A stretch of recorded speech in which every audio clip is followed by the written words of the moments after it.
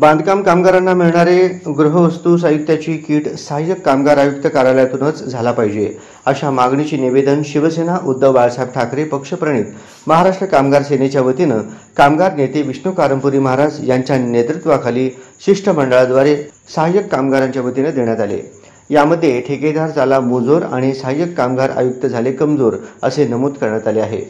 कामगार सेनेच्या वतीनं सहाय्यक कामगार आयुक्त यांना देण्यात आलेल्या निवेदनात महाराष्ट्र शासन व बांधकाम कामगार कल्याणकारी मंडळ मार्फत बांधकाम कामगारांना विविध योजनांपैकी गृहवस्तू किट देण्याची योजना अंमलात आणली आहे। सदर गृहवस्तू किट देणारे ठेकेदार आपल्या मनमानीप्रमाणे वेळोवेळी अचानकपणे कुठल्याही तारखेला साहित्य वाटप करतो, त्यामुळे कामगारांना साहित्य कधी वाटप करतात हे माहिती मिळत नाही। त्याचबरोबर त्यात भर म्हणून साहित्य वाटप करण्याचे गोडाऊन सहाय्यक कामगार आयुक्त कार्यालयापासून सुमारे 15 ते 20 किलोमीटर अंतरावर आहे, त्यामुळे कामगारांना जाण्या येण्याची व लाभ घेण्यासाठी अनंत अडचणी येतात। भांडी वाटप करण्याची तारीख निश्चित नसल्याकारणाने कामगार रोज आपले काम सोडून भांडी वाटप केंद्रात चौकशीसाठी जातात। चौकशीसाठी गेलेल्या बांधकाम कामगारांना ठेकेदाराचे माणूस हस्तक असतात व त्यांचे स्टाफ उद्धटपणे बोलून हाकलून देतात आणि अचानकपणे भांडी वाटप करण्याची तारीख जाहीर करतात। त्यावेळी प्रचंड मोठ्या प्रमाणात कामगारांची गर्दी होते, तेव्हा कामगारांना टोकन दिले जाते। सदर टोकन वाटप करताना प्रत्येक कामगाराकडून 1000 ते 1500 रुपयेपर्यंत पैसे घेतले जातात। पैसे का घेता असे एखादा कामगार विचारला तर तुम्हाला पैसे द्यायचे असेल तर द्या, नाहीतर भांडी मिळत नाहीत अशी भाषा वापरतात। अशा प्रकारे भांडी वाटप ठेकेदाराकडून मोठ्या प्रमाणात भ्रष्टाचार व गुंडगिरी सुरू आहे। तरी माननीय आणि सहाय्यक कामगार व बांधकाम कामगार प्रमुख सरकारी अधिकारी या नात्याने संबंधित ठेकेदारावर कायदेशीर कठोर कारवाई करून शासनाच्या उद्देशाप्रमाणे बांधकाम कामगारांना सर्व फायदे मिळवून देण्यासाठी यापुढे भांडी वाटपाची तारीख आणि टोकन वाटप आपल्या कार्यालयातूनच जाहीर करावे, जेणेकरून कामगारांना न्याय मिळेल। अन्यथा शिवसेना उद्धव बाळासाहेब ठाकरे पक्षप्रणित महाराष्ट्र कामगार सेनेच्या वतीनं आपल्या कार्यालयासमोर ठिय्या आंदोलन करण्यात येईल, याची नोंद घ्यावी। विष्णू कारंपुरी महाराज यांच्या नेतृत्वाखाली साहेब कामगार आयुक्त यांना निवेदन देणारा शिष्टमंडळात विठ्ठल कुऱ्हाडकर, गुरु कोळी, रेखा आडकी, सलीम शेख, गणेश मंता व बांधकाम कामगार महिला भगिनी उपस्थित होत्या। जय महाराष्ट्र। सहाय्यक कामगार आयुक्त कार्यालयामध्ये आज आमच्या कामगार सेनेच्या वतीने निवेदन देण्यात आलेले आहे।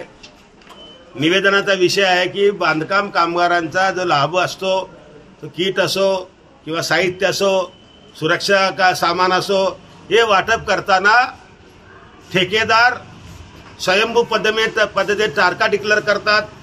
त्याचबरोबर टोकन वाटप करताना आपल्या माणसांना देतात, ते बांधकाम कामगार नसतात, त्या ठिकाणी 1500 ते 2000 रुपये घेतलं जातं। असं अनेक वेळा तक्रारी सहाय्यक कामगार आयुक्तांनी केलं। सहाय्यक कामगार आयुक्तांचं वचकच त्यांच्यावर नाही आहे, किंवा सहाय्यक कामगार आयुक्तांचं त्याने ऐकतच नाही असं स्पष्टपणे सांगतात आमचे सरकारी कामगार अधिकारी। ते म्हणतात आमचं ऐकत नाही, आम्हाला त्याला काढून टाकायचं आहे। मग सरकारी कामगार आयुक्त अधिकारी आयुक्तांच्या माध्यमातून, सहाय्यक कामगार आयुक्ताच्या माध्यमातून असं बोलत असताना कामगार काय करावं? या ठेकेदाराला एक तर सरकारला माझा इशारा आहे, आपल्या बगलबच्चाला ठेकेदार नेमून त्यांचा फायदा करून कार्यकर्त्यांचा पालन करण्यासाठी, कार्यकर्त्यांना सांभाळण्यासाठी जर तुम्ही या सर्व सरकारी योजनेचा जर लाभ घेत असाल तर ते अजिबात आम्ही सहन करणार नाही। आता तर नवीन निघालेले आहे की प्रत्येक योजनेला एक संपर्क अशा प्रकारचा व्यक्ती नेमणार आहे 10,000 पगारनं।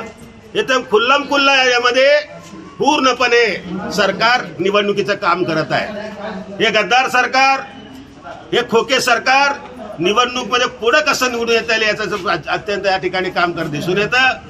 आताच एक कामगारांनी तक्रार केलं, माझ्याकडे तारवाले त्यांनी पैसे मागितलं मला, तर पैसे कसं मग विचारला गेलं मी कुठं मागलो, उद्धटबाजीने या ठिकाणी बोलतात।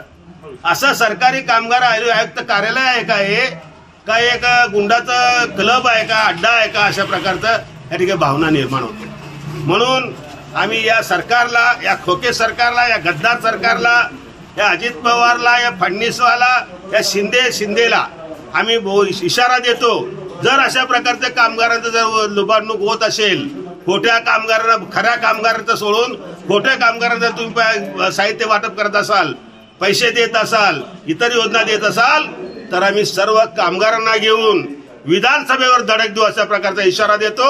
आणि सहाय्यक कामगार आयुक्त साहेब, आपण लवकरात लवकर या ठिकाणी लक्ष द्या आणि आपल्या बांधकाम कामगारांना वाचवा, नाहीतर आपण चले जाओ, तुमच्या गावाला तुम्ही जावा, बदलून दुसऱ्या काम या ठिकाणी नेमा, अशा प्रकारची मागणी करतो। मी या ठिकाणी थांबतो। जय हिंद, जय महाराष्ट्र।